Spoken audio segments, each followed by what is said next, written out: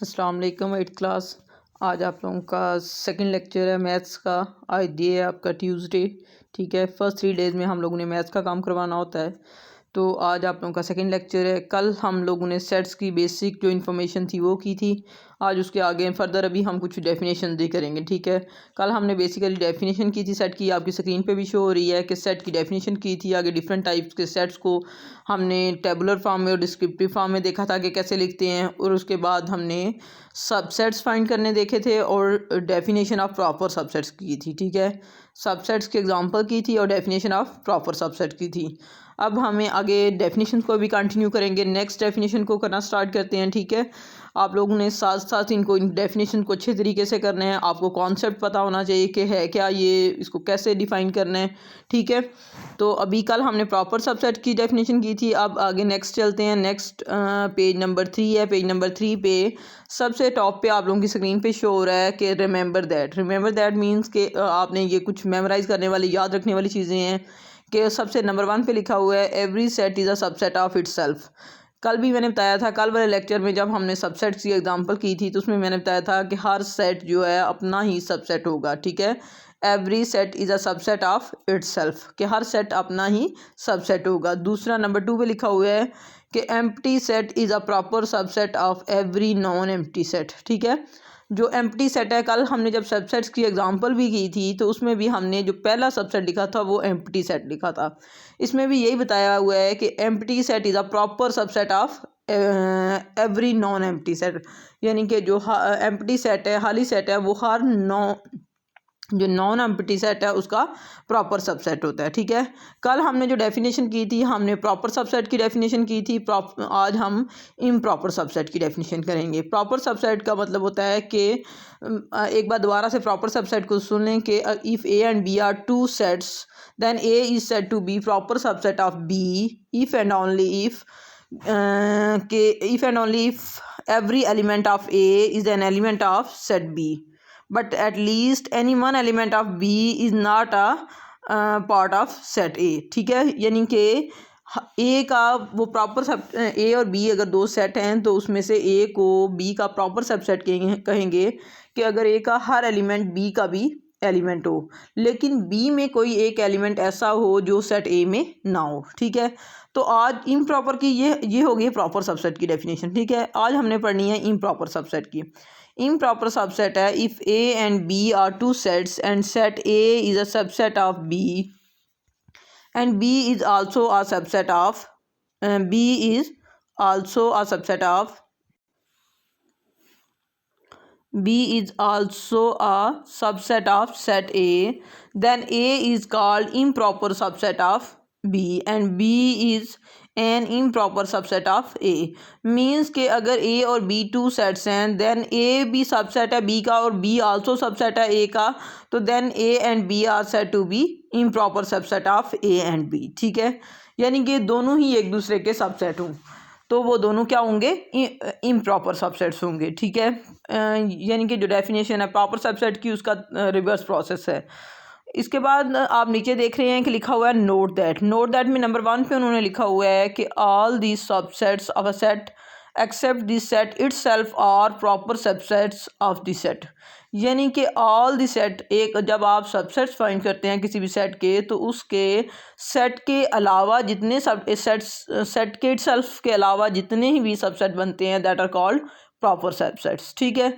यानी कि सेट एक अगर प्रीवियस आप लोगों ने भी किया था, प्रीवियस पेज पे आप लोग ज़रा एक बार देखें कि आप लोगों ने ये देखें एग्जाम्पल नंबर 1 में भी आप लोगों ने जब सबसेट्स फाइंड किए थे तो जो फर्स्ट 3 सबसेट्स हैं, यानी कि एग्जाम्पल नंबर 1 में अगर आप लोग देखते हैं आपको नज़र आ रहा है कि एग्जाम्पल नंबर 1 में सेट है आपके पास 2 एंड 4 और उसके जो सबसेट्स हैं एम्प्टी सेट्स, जो पहला सेट है नंबर 2 जिस पे में आया हुआ है, दूसरा 4 एंड 2 एंड 4, ठीक है। तो इसमें जो सेट के अलावा, क्योंकि सेट के एलिमेंट्स है 2 एंड 4, तो वो लास्ट वाला जो सबसेट है वो 2 एंड 4 का बनता है ना। इसके अलावा पहले जो 3 सेट हैं they are called proper subsets, ठीक है। फर्स्ट 3 जो सेट्स बने हुए हैं वो कहलाते हैं proper subset.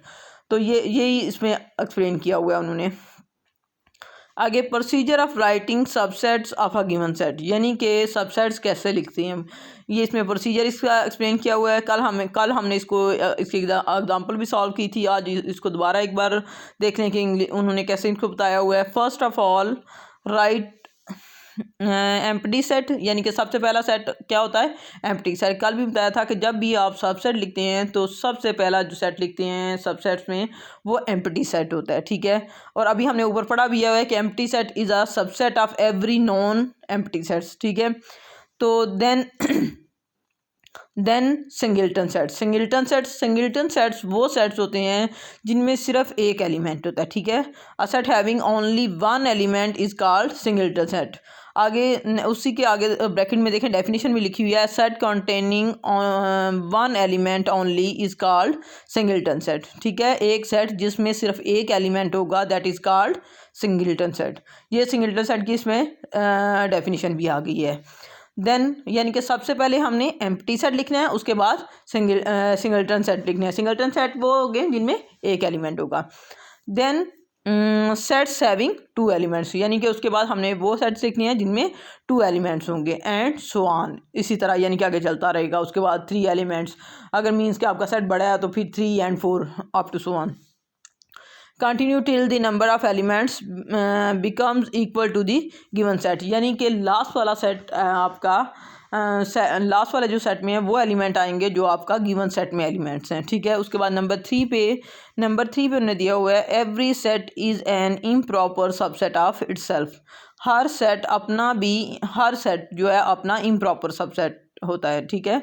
Every set is an improper subset of itself, यानी कि पहले भी हमने इम्प्रॉपर की डेफिनेशन में भी पढ़ा है कि अगर उनके एलिमेंट्स की तादाद इक्वल हो जाती है, यानी कि उनमें एक जैसे एलिमेंट होते हैं, अगर ए बी का सबसेट है और बी ए का सबसेट है, मींस के उन दोनों में एक जैसे एलिमेंट आ जाते हैं, उनकी तादाद भी और उनके जो अंदर एलिमेंट्स हैं एक जैसे एलिमेंट आ जाते हैं, तो वो आपका इम्प्रॉपर सबसेट बन जाता है, ठीक है। उसके बाद है नंबर 4 पे, there is no proper subset of an empty set. किसी भी खाली सेट का या एम्प्टी सेट का कोई भी प्रॉपर सबसेट नहीं होता। प्रॉपर सबसेट का मतलब होता है कि उसमें से कुछ एलिमेंट्स लेते हैं, ठीक है। एलिमेंट तो एम्प्टी सेट में तो ऑलरेडी कोई एलिमेंट नहीं है, तो इसका तो कोई प्रॉपर सबसेट नहीं होगा। देयर इज़ नो, ये सारी चीज़ें बहुत इंपॉर्टेंट हैं। आप लोगों को नेक्स्ट जब 9th-10th में करेंगे तो आप लोगों के MCQs में ये चीज़ें शामिल होंगी। आप लोगों को वैसे भी आप लोग आगे क्वेश्चन सॉल्व करते हुए भी ये चीज़ें बड़ी हेल्पफुल हैं, ठीक है। तो इन चीज़ों को अच्छे तरीके से करें। There is no proper subset of an empty set, यानी कि एक एम्प्टी सेट का कोई प्रॉपर सबसेट नहीं होता, ठीक है। उसके बाद है नंबर 5 पे, there is only one proper subset of a singleton set, यानी कि सिंगल्टन सेट का सिर्फ एक ही प्रॉपर सबसेट होता है। अब देखिए सिंगल्टन सेट आपके पास एलिमेंट सिंगल्टन सेट में कितने होते हैं, सिंगल्टन में आपके पास सिर्फ एक एलिमेंट होता है।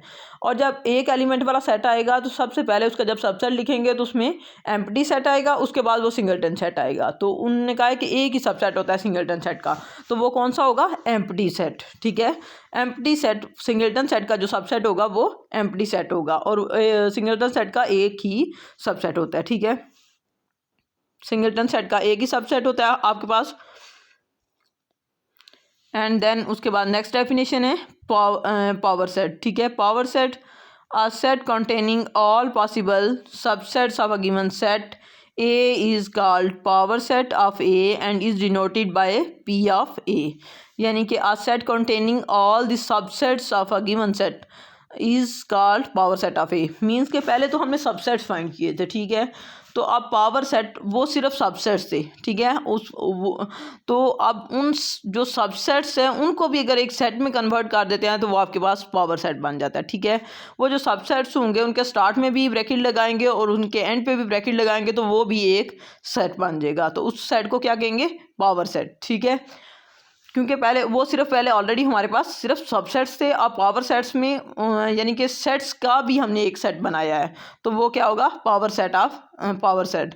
अब नीचे एग्जांपल इसकी दी हुई है, अगर if A is equal to A and B then its subsets are, पहले उसके सबसेट्स लिखेंगे। अभी हमने पहले बताया है कि जब भी किसी सेट के सबसेट्स लिखनी है तो उसमें सबसे पहला सेट एलिमेंट क्या होगा, एम्प्टी सेट। सबसे पहला कौन सा है, एम्प्टी सेट। फिर उसके बाद सिंगलटन सेट। सिंगलटन सेट में आपका पहला सेट बनेगा ए का, दूसरा सेट बनेगा बी का।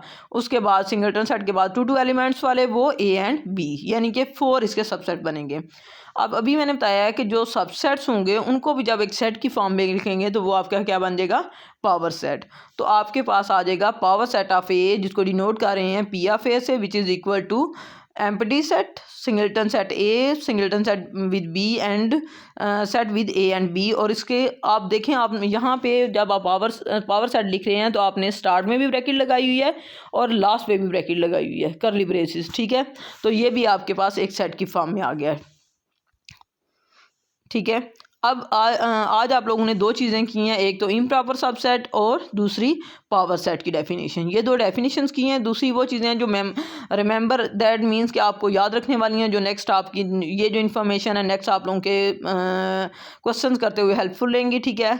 एक तो आप लोगों को ये पता होना चाहिए कि इम्प्रॉपर सबसेट की डेफिनेशन आती होनी चाहिए, पावर सेट की डेफिनेशन आती होनी चाहिए।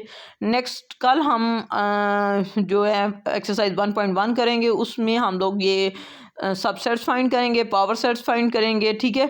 तो आज आप लोगों को ये सारी चीज़ें पहले तो पता होनी चाहिए कि सेट क्या है, प्रॉपर सबसेट क्या है, इम्प्रॉपर सबसेट क्या है एंड पावर सेट। ये तीन चीज़ें आप लोगों को पता होनी चाहिए। ये तीनों डेफिनेशन अच्छे तरीके से करें। ये जो नोट दैट या रिमेंबर दैट वाली चीज़ें हैं इनको अच्छी तरीके से आप लोग लर्न करें कि आप लोगों को पता हो कि इसमें इंपॉर्टेंट इन्फॉर्मेशन क्या दी गई हैं, ठीक है। तो ये सारी चीज़ें आप लोगों को एमसीक्यूज़ में शामिल हो सकती हैं, ठीक है। एमसीक्यू ज़रूरी नहीं है कि आपकी जो रिव्यू एक्सरसाइज है उसी में से हो, इन सारी चीज़ों से भी आप लोगों के एमसीक्यूज़ हो सकते हैं। मैं इसीलिए सारी वर्ड टू वर्ड आप लोगों को करवा रही हूँ कि ये सारी चीज़ें एमसीक्यूज़ में, जो रिमेंबर दैट वाली भी और नोट वाली भी, ये सारी चीज़ें एमसीक्यूज़ में शामिल होती हैं, ठीक है।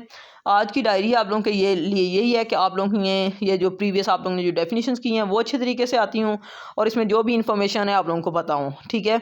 तो इन डेफिनेशन को अच्छे तरीके से लर्न करें। आप लोगों ने सिर्फ अपनी जो कॉपीज़ हैं, सेपरेट कॉपी, कोई भी सेपरेट कॉपी ले लें, ठीक है। उस सेपरेट कॉपी पे आप लोगों ने डेफिनेशन लिखनी है। डेफिनेशन अभी तक जो मैंने करवाई है उनमें से आपने जो लिखने वाली डेफिनेशन हैं वो सेट की है। उसके बाद आप लोगों ने वो जो सेट मैंने बताए थे, नेचुरल नंबर, होल नंबर, ये सारे सेट्स लिखने हैं। देन आपने proper subset, improper subset and power set, इसकी डेफिनेशन लिखनी है, ठीक है। कल इंशाल्लाह हम लोग एक्सरसाइज करेंगे और इस वीक में हम लोगों ने चैप्टर नंबर 1 से यही चीज़ें करनी थी, एक्सरसाइज 1.1 तक, ठीक है। तो ये चीज़ें अच्छे तरीके से होंगी तो आपकी एक्सरसाइज भी अच्छे तरीके से हो जाएंगी।